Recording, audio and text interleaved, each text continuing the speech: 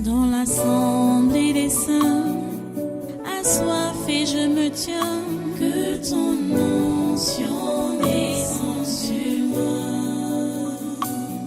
Conscient que mon destin est dans le creux de ta main, que ton onction descende sur moi. Je suis disposé, assoiffé, que ton onction descende sur moi. Je suis disposé, assoiffé, que ton onction descende sur moi.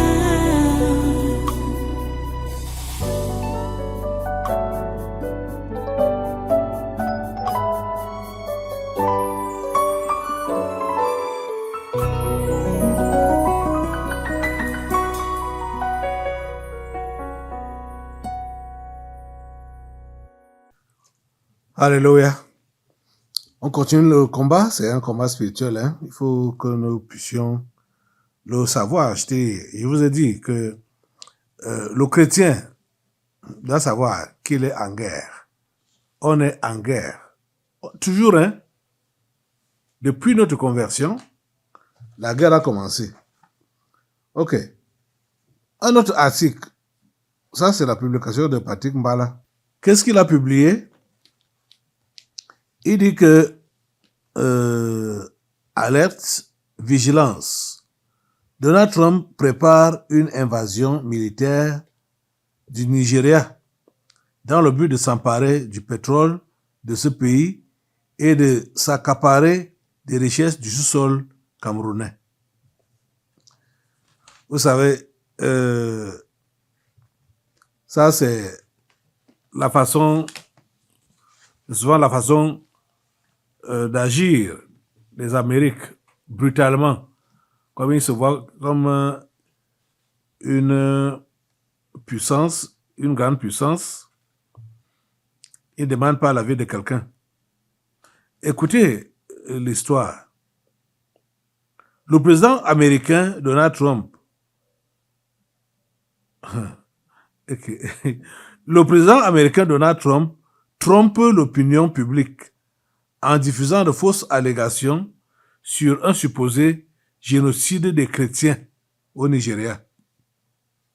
Ces déclarations traduisent son hostilité envers l'Afrique, a estimé le célèbre avocat nigérian et défenseur des droits humains, Femi Falana, membre de l'Association internationale du barreau. Le Pentagone prépare 3 scénarios d'intervention contre les groupes armés. Le New York Times révèle que le commandement américain pour l'Afrique, AFRICOM, a soumis au Pentagone 3 plans d'action militaire au Nigeria, officiellement pour protéger les communautés chrétiennes menacées par les groupes islamistes. Écoutez, est-ce que ça revient aux Américains d'aller intervenir dans les affaires internes du Nigeria? Mais ça, c'est quelle histoire? Vous comprenez que vraiment, c'est les gens qui se croient tout permis. Ils se croient tout permis. Comme si ce n'était pas assez.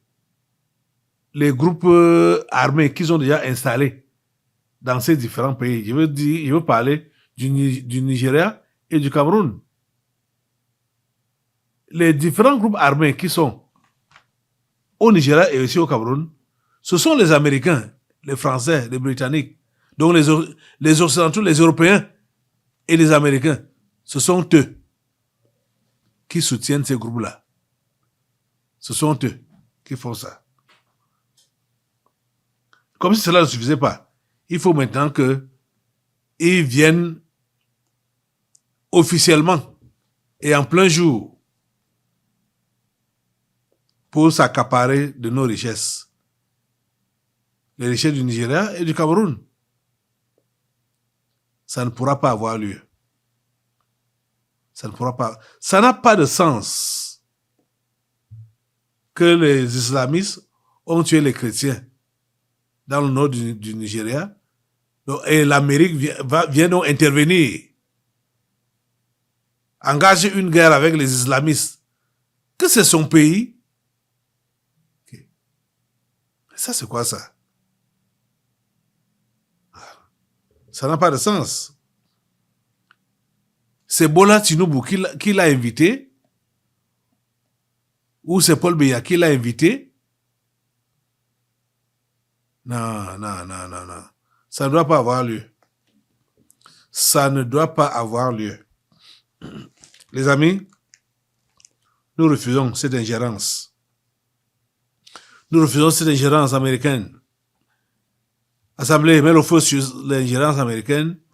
Au Nigeria comme au Cameroun, l'ingérence américaine, mets le feu sur ça, mets le feu sur ça, mets le feu sur ça, mets le feu sur son ingérence, mets le feu sur sa position de maître. Et nous autres, Cameroun et Nigériens, nous sommes des esclaves. Jamais. Le feu sur Donald Trump, le feu sur Donald Trump, le feu sur les Américains, le feu de Dieu sur eux, le feu de Dieu sur eux, le feu de Dieu les calcine, les neutralise. Au nom puissant de Jésus, leur mauvais plan de vouloir s'accaparer nos richesses, ce plan-là tombe dans l'eau. Ça échoue au nom de Jésus. Leur plan échoue, leur plan échoue. Au nom puissant de Jésus. Merci Père Saint, parce que tu préserves le Cameroun, tu préserves le Nigeria, Seigneur, et tu fais échec à toute tentative de déstabilisation ou de vol, d'agression des Amériques contre le Nigeria et le Cameroun. Seigneur, protège nos deux pays, nos deux nations. Protège-les. Au nom puissant de Jésus, nous avons prié. Amen. Amen. Alléluia. Et on va rester dans la prière pour ces sujets-là. Ces gens, ils sont en train de chercher tous les voies et moyens pour nous pénétrer et pour nous déstabiliser. Vous savez que notre chef de l'État, avec son silence et ses actes à la sourdine, ça dérange ces gens. Et ils veulent, par tous les moyens, pénétrer au Cameroun pour assouvir leur soif de méchanceté. On va continuer dans la prière. Asseyez-vous. Asseyez-vous, on va continuer dans la prière. Je vais prendre un autre sujet. Voilà. Vous voyez, le président gabonais a montré réellement que il était l'esclave de Macron, Emmanuel Macron. Quelque chose s'est passé là-bas au Gabon. Il est allé dans la famille Bongo pour les libérer, quoi. Comme ils étaient en résidence surveillée. Et bon, mais les nouvelles étaient sorties que ils sont en prison. Il est allé donc pour leur demander de sortir et quelqu'un a filmé l'entretien avec une caméra cachée. Vous allez entendre les propos de cet homme qu'on appelle le Ligingima, qui montre clairement que c'est la France qui l'a placé là. Donc, déjà, même on savait ça. Que le soi-disant coup d'État qu'il a fait là, c'est la France qui avait organisé. C'est la France qui a organisé. Et vous voyez que la France le prend comme modèle que les autres Africains doivent suivre. Le modèle de Ligingema. Seigneur, ta grâce. Et aujourd'hui, il le démontre. Regardez et écoutez ce qui se passe.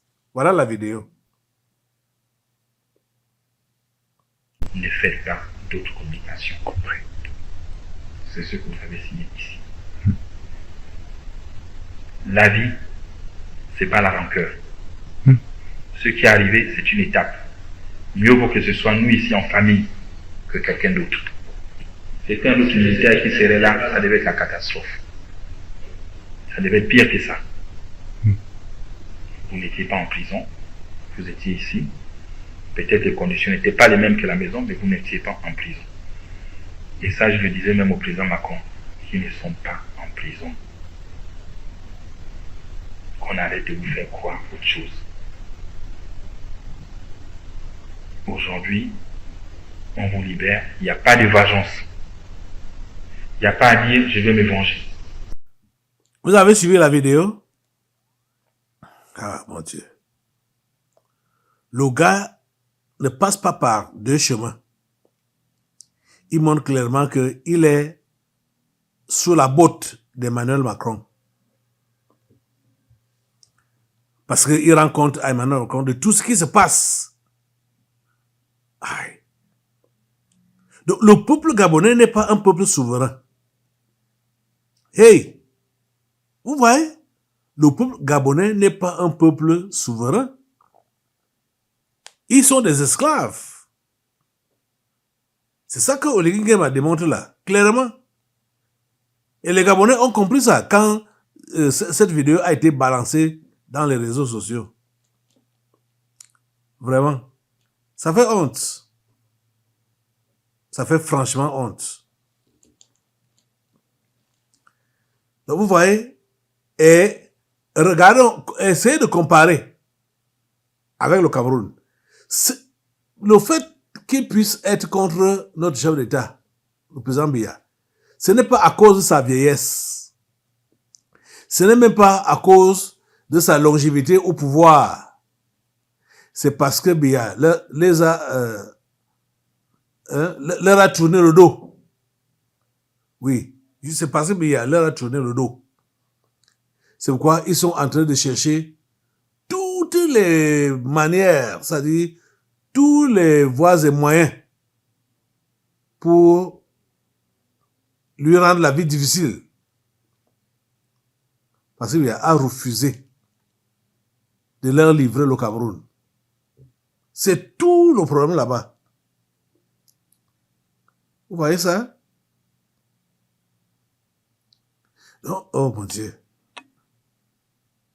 Donc, le Gabon est un département français.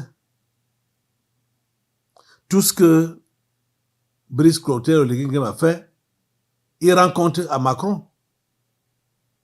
Il lui rend compte. Ah, ça fait pitié. Ça fait pitié. On parle d'indépendance, on parle de démocratie. Démocratie, c'est quoi? Démocratie, c'est quoi? Ça ne sert à rien. L'Afrique doit tourner le dos à cette histoire-là, qu'ils ont appelée démocratie. Et l'Afrique doit prendre son indépendance. Tous les pays africains doivent réellement prendre leur indépendance. Les pays africains sont encore sous la botte de l'Occident. Nous devons prendre notre indépendance. Nous devons nous assumer. Vous comprenez ça? Nous devons nous assumer. Ce n'est pas les Occidentaux qui doivent nous gérer. Ce n'est pas eux qui doivent dire comment on doit faire chez nous. Il ne faut pas ça avec la Chine. Il ne faut pas ça avec la Russie. Ils ne font pas ça avec ces pays-là, surtout les deux-là, qui sont même membres permanents au Conseil de sécurité. Ces deux pays-là, ils ne font pas ce qu'on appelle démocratie. Ils ne font pas ça. Vous avez vu que ce sont ces deux pays-là, ces deux grandes puissances-là, qui ont reconnu la réélection de notre chef d'État et l'ont félicité. La Russie et la Chine. Mais les Occidentaux Donc, l'Europe et les Amériques n'ont pas reconnu cette victoire. Ils se sont érigés en donneurs de leçons de démocratie à notre chef d'État et au peuple camerounais. Parce que le chef de l'État n'est que le représentant du peuple camerounais. Ils veulent nous donner des leçons de démocratie. Oui. On dirait qu'eux-mêmes respectent leurs leçons là. On dirait qu'ils respectent eux-mêmes leurs règles de démocratie. Démocratie, même, c'est quoi? L'Afrique doit se retirer de ces histoires-là. L'Afrique doit se retirer de toutes les histoires qui sont dans le monde-ci. Et l'Afrique n'a pas été à l'origine ou à la création de ces machins-là. Ils sont venus avec les choses et ils imposent ça à l'Afrique. Ils imposent. Ils ont imposé ça. L'histoire de la démocratie là. Ils ont imposé ça à l'Afrique. L'Afrique a pensé avec eux. L'Afrique était assise avec eux pour réfléchir comment les systèmes de gouvernance, comment mettre ça en place. L'Afrique n'était pas là. Ils ont fait leurs choses, établi leurs règles, et ils disent à l'Afrique, c'est comme ça qu'il faut faire. Pourtant, par derrière, c'est eux-mêmes qui gèrent, qui décident qui doit rien et qui ne doit pas rien. Celui qui doit rien est celui-là qui leur doit de l'obéissance de A à Z. Et si jamais tu veux rechigner, tu es déjà à abattre. Tu n'es plus leur élément, leur ami. Ils t'écartent. C'est comme ça qu'ils font. C'est comme ça qu'ils font. Donc vous voyez, ça fait honte en voyant une pareille vidéo. Ça fait honte. Ok. On va continuer dans notre prière. On va soutenir maintenant le Mali. Le Mali qui connaît de sérieux problèmes ces derniers temps. Le Mali connaît vraiment de sérieux problèmes ces derniers temps. On doit soutenir ce pays-là dans la prière. Tu vas te... Attends d'abord. Je vais vous montrer une vidéo du Mali là. Et ça va t'inspirer pour la prière pour le Mali. Regarde.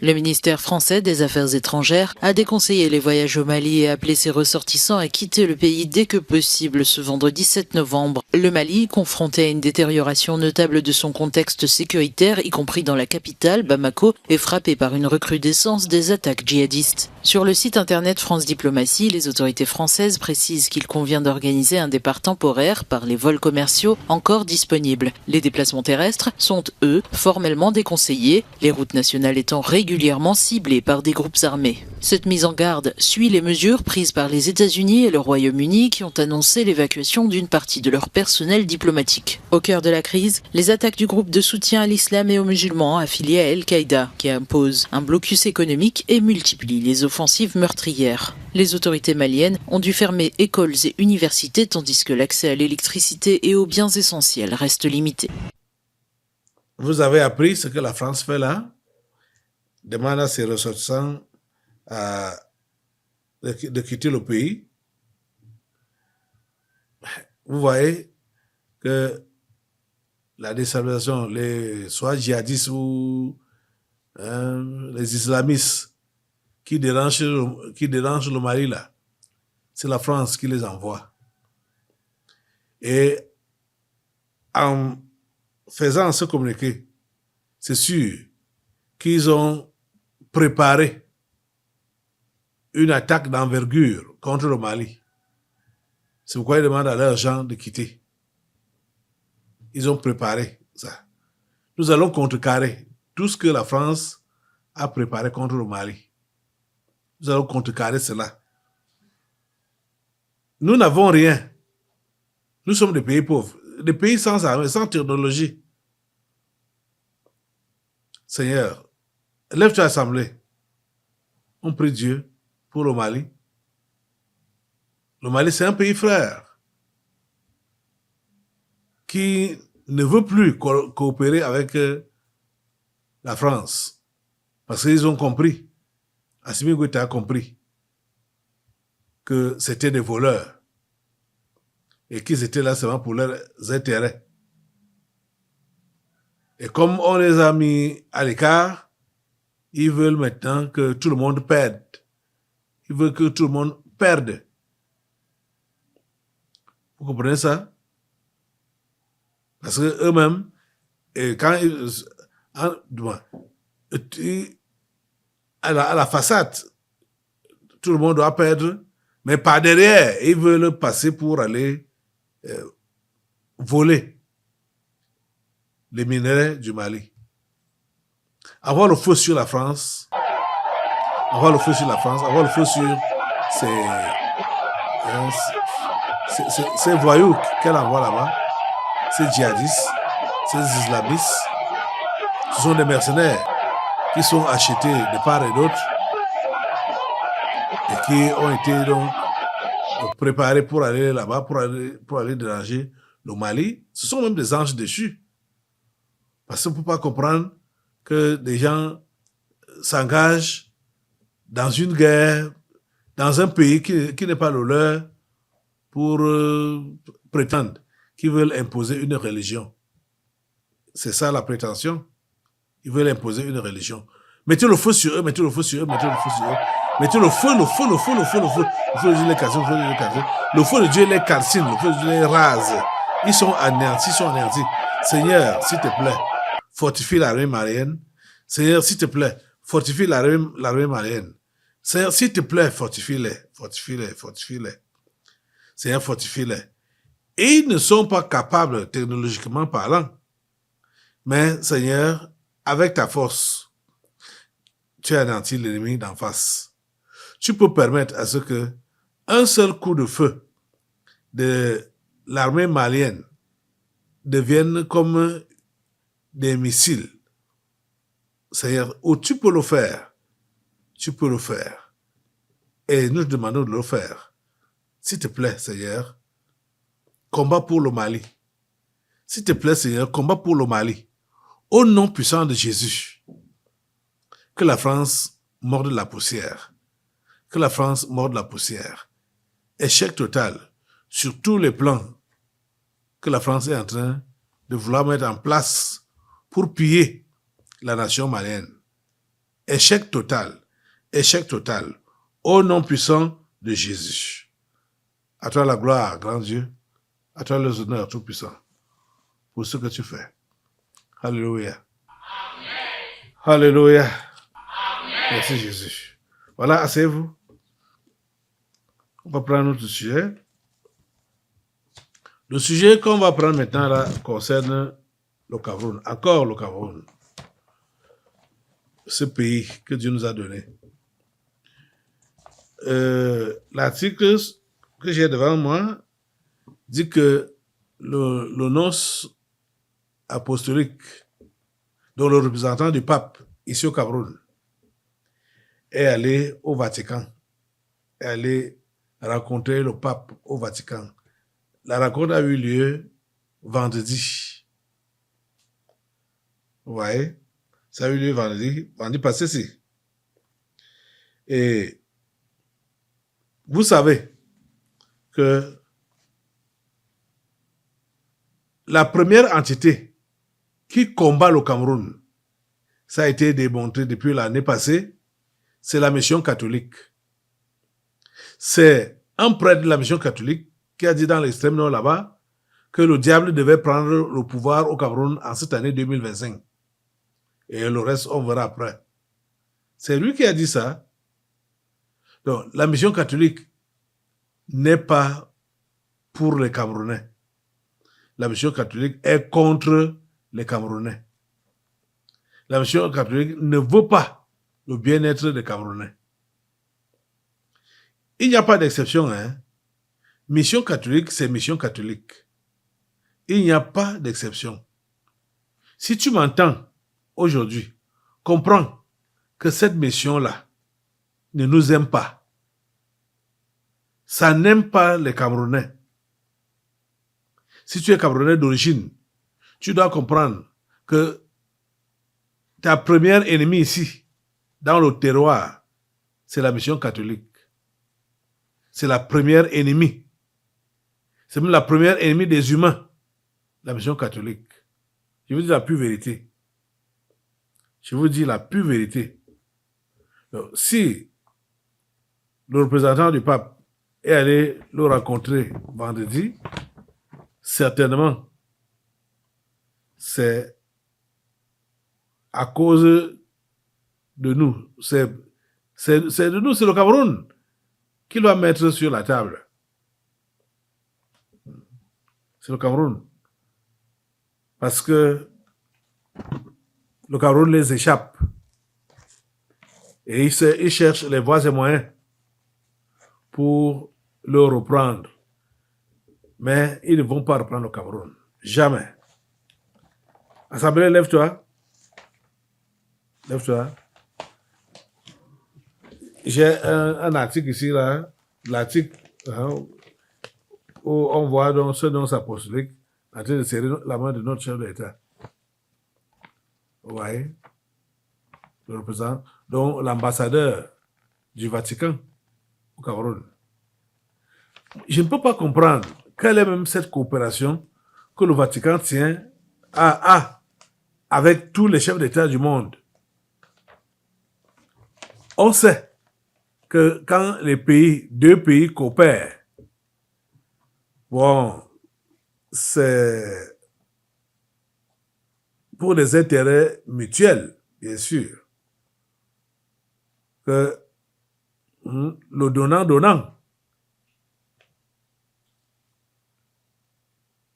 Si un pays ne peut pas donner à l'autre, vous allez voir qu'on va envoyer, on n'a pas grand-chose à donner. On va envoyer un ambassadeur loin de ce pays-là. Et on dit que voilà, il est l'ambassadeur de tel pays, mais il réside dans tel autre pays. Ça veut dire que le pays où il n'est pas là n'a pas vraiment grand-chose à donner à l'autre pays qui a envoyé l'ambassadeur. Vous voyez un peu, non? C'est comme ça que ça se passe. Mais je ne sais pas, le Vatican, un petit État, le Vatican donne quoi? Il a quoi à proposer aux autres États du monde, aux autres nations du monde? Le Vatican a quoi? Le Vatican a quelle richesse? Il a quoi? Il a quoi? Mais il est en communication avec tous les pays du monde. On comprend réellement que c'est la tour de contrôle du mal. Parce qu'il n'a rien à donner. À dire, franchement là, il n'y a rien que le Vatican donne. Rien de physique. Il n'y a rien. Mais le Vatican a ses représentations dans tous les pays du monde. Voilà que son représentant ici, au Cameroun, est allé là-bas rencontrer le pape. Donc, concernant le Cameroun, tout ce qu'il va faire là-bas, tout ce qu'ils vont faire là-bas, lui et le pape, lui, il s'appelle, il est le nom apostolique, il s'appelle comment? Avelino Betancourt. José Avelino Betancourt. C'est lui le nonce apostolique, qui a donc rencontré le pape.